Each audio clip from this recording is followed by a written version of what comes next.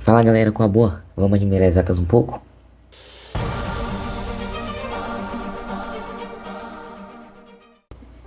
Pessoal, é o seguinte, o vídeo de hoje vai ser um pouquinho diferente, ele vai ter um quê mais de aula. Eu quero mostrar pra vocês e explicar um pouco de como é que funciona o algoritmo do somatório. O algoritmo do somatório é basicamente tudo que envolve esse símbolo aqui. Esqueça esses números, é apenas esse desenho aqui. Tipo, parece um E estranho. Isso aqui não era pra ser um E, tá? Isso aqui é a letra grega sigma, maiúsculo. E sigma S de soma. Por isso que usaram essa letra aí. E eu quero mostrar para vocês como é que funciona e qual é a ideia principal a partir dele. E como usar isso para simplificar algumas questões ou até resolver problemas onde eles venham explícitos. Ok, para começo de conversa, precisamos saber que o somatório, ele nada mais é do que um algoritmo que vai servir para reduzir expressões que são muito longas de ser escritas. As pessoas querem um somatório para isso. E a priori, se a gente quer entender como funciona isso, nosso primeiro passo é saber desfazer essa operação. É você ver esse símbolo, ver o somatório e conseguir transformar isso de volta em uma série de somas que são mais visualmente palatáveis, digamos assim. Então, estou mostrando aqui, ressaltando três partes do somatório, que eu nomeei de 1, 2 e 3. E essas partes vão delimitar tudo que a gente vai ter como base para esse somatório. Aqui no número 1, a gente vai ter a nossa expressão. Aqui no número 1 pode vir ou não com parênteses, e mais pra frente eu vou explicar quais são as principais mudanças disso. Vai vir a expressão que vai ser somada. Então, aqui no 1 pode vir uma coisa tipo, sei lá, 4. Então, eu vou somar 4, mais 4, mais 4, mais 4, por aí vai. Se dentro do 1 for uma coisa tipo 2x ao quadrado mais 1, eu vou fazer 2x ao quadrado mais 1, mais 2x ao quadrado mais 1, mais 2x ao quadrado mais 1, por aí vai. E quem vai dizer para mim quais vão ser os valores de x e quando é que eu vou parar de somar, vão ser esses dois caras aqui no 2 e 3. É bom deixar claro que em alguns lugares, principalmente na física, esses números 2 e 3 estão omitidos, porque a ideia não é você somar valores que você já conhece, e sim somar um conceito. É você realizar somas, mas que você não precisa necessariamente saber qual é. Então, esse símbolo aparece lá na fórmula, mas toda vez que você for fazer uma questão, você não vai usar o somatório, você não vai utilizar essa estrutura. Essa estrutura está lá só para poder generalizar uma fórmula ou deixar uma fórmula mais curta de ser escrita. Mas vamos lá. O que é o 2 e o 3? O 2 vai servir para duas coisas. A primeira delas é definir a nossa variável e a segunda é definir em que valor ela começa. Como assim variável? Se eu vou fazer uma soma aqui como exemplo. Eu vou pegar essa soma aqui embaixo como exemplo. Primeira coisa que a gente tem é a nossa expressão aqui no x. Ou seja, toda vez que eu vou somar, eu vou fazer x mais x mais x e por aí vai. Mas toda vez que eu tiver um somatório, eu vou ter um valor que vai ficar mudando. Então nosso papel é identificar quem é essa variável. Nesse caso, nossa variável é o x. Oh, mas não é óbvio, porque o x está aqui. Não, não é. Porque se ao invés de x eu colocasse a, tudo ia ficar diferente. Tudo ia ficar diferente. Mas nesse caso estava o x, a gente vai manter o x. Aqui diz x igual a zero. O que esse x igual a zero significa? Que quando eu for fazer a primeira soma, o valor de x é zero. Então eu vou pegar essa expressão que está aqui dentro, que no caso é só o x, substituir x por zero, e vai ser o meu primeiro termo, minha primeira parcela.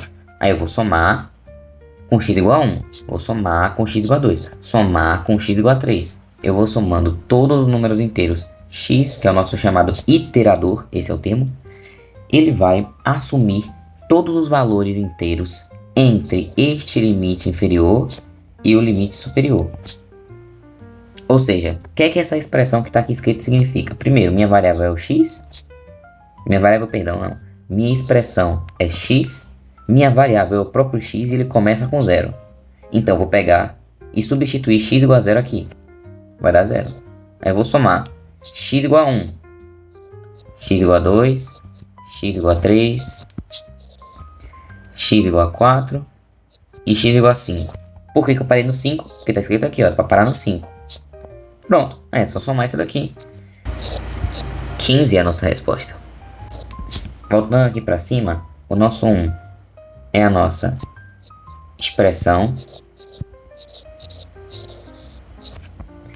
O 2, ele vai delimitar a nossa variável.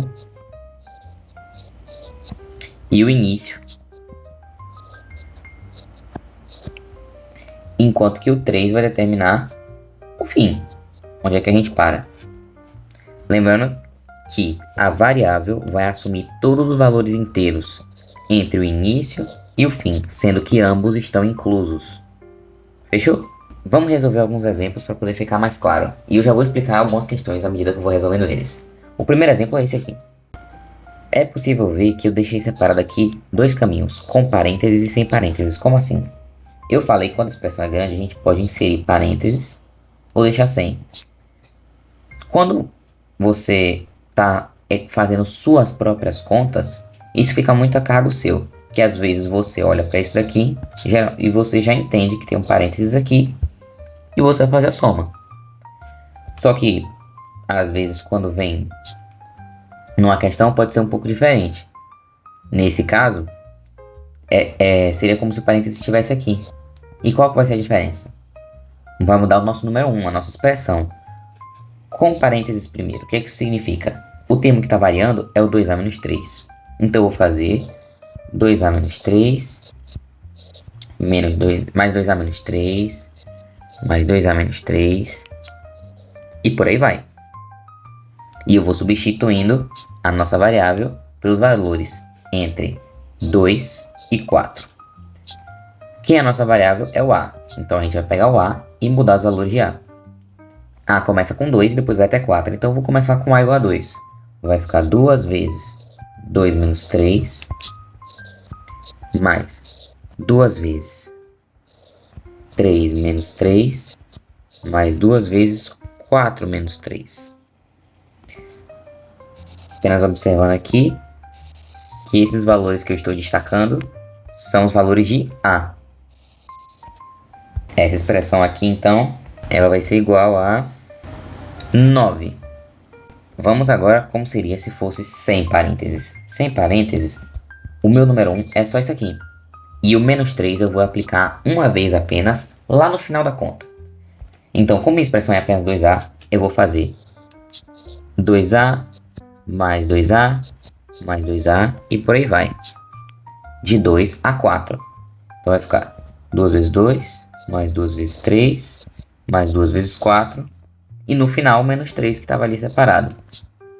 Mais uma vez lembrando que 2, 3 e 4 aqui que está mudando são justamente o valor de a que está sendo iterado. Logo, o valor dessa expressão aqui vai ser 15. O que faz todo sentido, porque se a gente fizer 15 menos 9, dá 6. Aqui em cima temos 1, 2, 3 menos 3, ou seja, menos 9. E aqui só tem 1, que é menos 3. E menos 9 menos 3 é menos 6, que é justamente o que a gente achou aqui. Só que eu fiz de trás para frente, né? Se eu fizesse 9 menos 15 ia dar o menos 6. Enfim, por isso sempre muita atenção em quem é o seu número 1. Vamos para a próxima. A próxima está mais explícita. A gente tem o k elevado ao quadrado. Você pode até se perguntar se eu estou fazendo k ao quadrado mais k ao quadrado mais k ao quadrado, ou se eu estou fazendo k mais k mais k ao quadrado. Mas é o primeiro caso.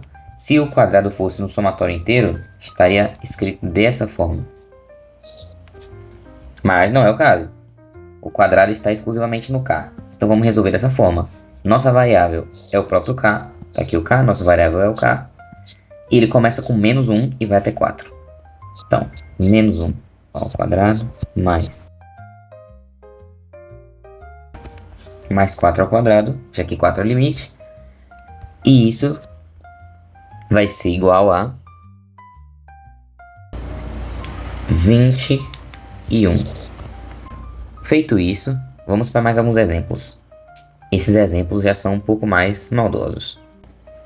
Tentou resolver? Vamos ver se você está atento a tudo que eu expliquei. Vamos lá. Então, temos aqui a nossa expressão, é só a gente repetir o que a gente já fez até agora. A ao quadrado mais 1, mais a ao quadrado mais 1, mais e por aí vai, a gente vai descobrir o valor da expressão. Começa no 0, vai até o 3. Então vamos lá. Então vai ficar 0 ao quadrado mais 1, mais 3 ao quadrado mais 1. E aí, se você fez isso, você errou, parabéns. Tô brincando, isso é normal. Muito importante o que eu falei é avaliar quem é a sua variável. O somatório diz pra gente que a variável é x. Então, apenas o x pode mudar. Só que a gente não tem x aqui, tem a. Então é o a que muda? Não, o a fica. O a é como se fosse uma constante. Então, de fato, a gente precisa fazer a ao quadrado mais 1, que é quando x é igual a 0. Eu vou deixar aqui, ó, x igual a 0. Escrito do lado pra gente não se perder. Mais a ao quadrado mais 1, que é para x igual a 1. Mais a ao quadrado mais 1, que é para quando x é igual a 2. Mais a ao quadrado mais 1, que é para x igual a 3. Agora sim a gente fez certo. Então a resposta dessa expressão vai ser 1, 2, 3, 4.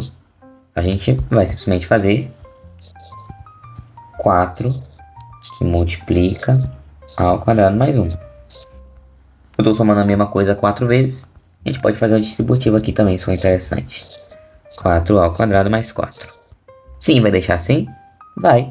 Às vezes acontece de aqui no meio, de fato, ter uma incógnita. Uma incógnita é um valor que a gente não sabe, enquanto que uma variável é um valor que muda. E geralmente nas equações, variáveis e incógnitas são sinônimos. O importante é que você não pode cair nesse tipo de pegadinha. Vamos para a próxima. A próxima é até mais simples, ó. Você tem o 2 e não tem y. Mas e o que eu estou fazendo aqui? O óbvio. 2 mais 2 mais 2 mais 2 mais 2. Quantas vezes? Para quando y é 1, você começa em 1 e vai até 10. Para quando y é 2, quando y é 3, quando y é 4, até quando y for 10. Vocês estão percebendo que isso daqui, ele é 2 vezes alguma coisa, né? Porque eu estou repetindo 2 várias vezes. Ele vai ser 2 vezes alguma coisa. E quantas coisas são? O que é essa interrogação aqui? É quantas vezes o 2 aparece. A gente pode contar nos dedos. Eu sei que isso é imbecil, mas vocês vão entender. 1, 2, 3, 4, 5, 6, 7, 8, 9, 10. 2 vezes 10, que é 20. Mas tem alguma forma mais prática de saber qual é o valor? Simples. Você vai fazer o valor de cima, o valor superior, menos o valor inferior, mais 1. Por quê? Aqui é meio que quanto espaço tem entre eles, ou seja, os números entre eles. Só que esse mais 1 é porque os dois estão incluídos. Então essa expressão só inclui 1 naturalmente. Como tem que incluir os dois, precisa de um mais 1. E se a gente colocar aqui, a gente vai ver que 10 menos 1 mais 1 é igual a 10. Olha o 10 aqui, ó. E isso vale para de cima também. A gente multiplicou por 4, não foi? Ficou então 3 menos 0 mais 1, que dá 4, que é o superior menos o inferior mais 1. Deu 4, que é justamente o valor que a gente multiplicou ali embaixo. Agora vamos para algumas propriedades importantes. A primeira propriedade é uma aplicação direta da fatoração por fator comum em evidência. Observe. A gente tem aqui um somatório bem genérico. E esse f de x aqui é basicamente qualquer tipo de expressão que tenha o x. Só que esse f de x está sendo multiplicado por um k. Esse k é uma constante, um número de preferência. E a propriedade diz que a gente pode jogar ele para fora do somatório. Até para quando a gente for fazer as contas, tudo ficar mais simples. Nesse caso aqui, a gente poderia jogar o 2 para fora, fazer 2 vezes o que sobra aqui é 1. E a gente faria 1 vezes 10 vezes 2. Porque aqui ficaria 1 mais 1 mais 1 10 vezes, né? 1 vezes 10 vezes 2. A mesma coisa vale aqui para este exemplo. Quando a gente está fazendo sem os parênteses, esse 2 ele pode pular aqui para fora. Observe que a gente está colocando 2 em todos esses termos. Aqui está um exemplo da primeira propriedade. A gente tem aqui nosso somatório, né, com 3 multiplicando diretamente uma função de x, e logo esse 3 pode pular para fora. Aqui está um exemplo de que eu estou omitindo os termos, porque para este exemplo não é importante, não faz diferença se eu escrevo aqui não ou não, porque eu estou manipulando o número 1, eu estou manipulando a nossa expressão interna. Vamos para a próxima. Essa aqui é interessante. Essa propriedade diz que quando você tem um somatório e dentro da expressão, observe que eu coloquei os parênteses, você tem uma soma de novo ou uma subtração, você pode desmembrar isso em 2 somatórios diferentes ou mais, tá? Porque você pode expandir isso daqui para 3, 4, 5 somas e você pode expandir também para vários somatórios.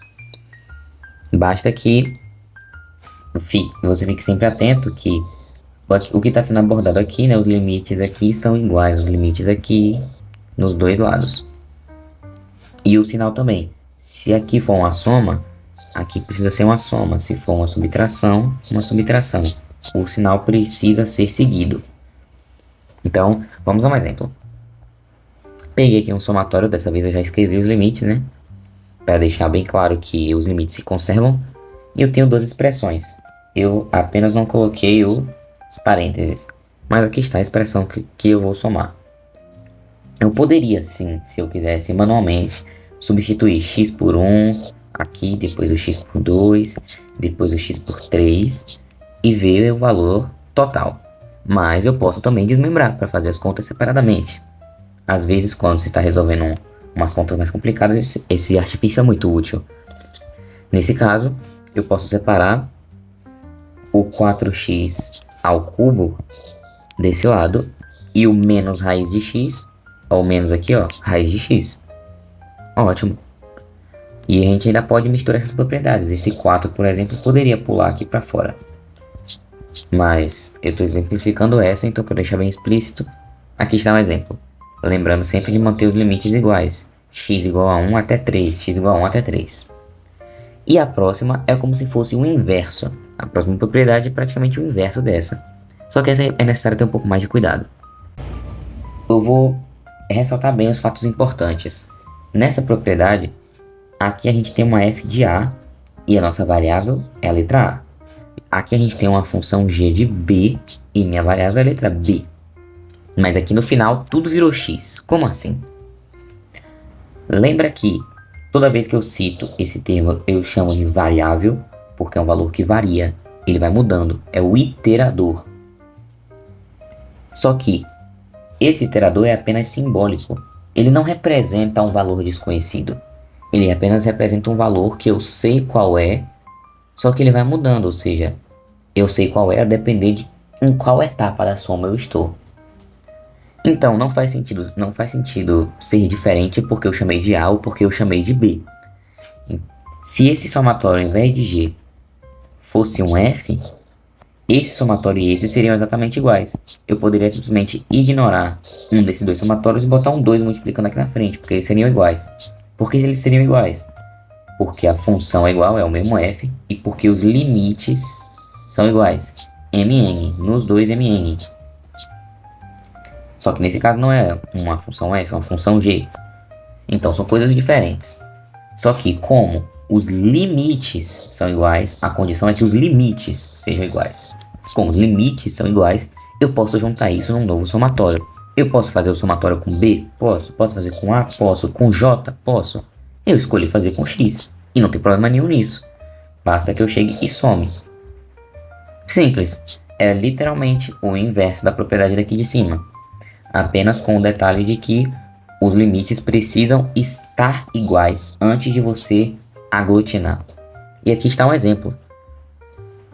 Eu tenho essas duas somas aqui com P e Q de variáveis. Só que não importa. A gente tem P ao quadrado sobre 6 aqui, Q ao quadrado sobre 4, só que os limites são iguais. De 0 até 6, de 0 até 6. Então eu posso juntar isso num único somatório, que vai de 0 até 6. E vou só somar as minhas parcelas anteriores. O p ao quadrado sobre 16 virou x ao quadrado sobre 16, porque minha variável é x. Já o q ao quadrado sobre 4 virou x ao quadrado sobre 4. Nesse sentido, eu pude simplesmente fazer a soma e transformar em somatório numa coisa só. E mais uma vez a gente pode voltar para aquela primeira propriedade. Esse 5 sobre 16 aqui, ele pode pular para fora. Uma fração pode simplesmente pular para fora. Eu estou multiplicando pelo x ao quadrado. E aí, nossa conta fica mais simples de resolver. Mas é assim que você vai trabalhar. Existem outras propriedades do somatório, algumas coisas mais avançadas, só que eu não vou entrar nesse quesito. Essas que são as mais simples são as mais importantes, principalmente para você resolver questões mais extensas. Então, eu espero que isso tenha ajudado e que tenha ficado bem claro qual que é a ideia por trás desse algoritmo tão bonito. E que, apesar de sua função principal eu não ter abordado, que seria o inverso, você pegar uma soma e transformar ela num somatório, que seria algo, por exemplo, parecido com isso aqui. Eu peguei uma expressão e transformei num somatório. Esse tipo de coisa é você fazer o caminho inverso. Então basta praticar bastante que você vai encontrar. Às vezes você até encontra o padrão. Vou dar essa dica final. Muitas vezes você encontra o padrão. Você tem uma soma. Peguei essa soma aqui. Muitas vezes você encontra o padrão. Eu tenho um número, né? X elevado ao mesmo x, só que somado com 2. É exatamente isso. Só que aí você vai transformar isso no seu somatório e você não consegue determinar com precisão, você fica inseguro sobre os limites. Você coloca aqui x e x mais 2, a variável é x e tá, onde é que ele começa, onde é que ele termina? Porque começa em 1, começa em 4, começa em 3, para aqui dá 3, não sei. O que é que você faz? Você faz uma equaçãozinha, né? X elevado a x mais 2 tem que ser igual a 1 elevado a 3. Então, x precisa ser igual a 1 para que x mais 2 seja igual a 3. Então, o primeiro valor que x tem que assumir é 1. Então, x vai começar com 1. E o último é o 4. Ó, se eu comecei com esse, eu tenho que terminar com esse. Eu não posso terminar em 6. Se eu terminar em 6, a gente vai passar pelo 5 na sétima e pelo 6 na oitava. Agora eu termino em 6, mas eu quero terminar no 4 só. E é geralmente com esse tipo de linha de raciocínio que você consegue determinar quais são os limites quando você estiver fazendo o caminho inverso. E no mais, deixe seu like, compartilhe com quem você gostar. E é isso, até a próxima.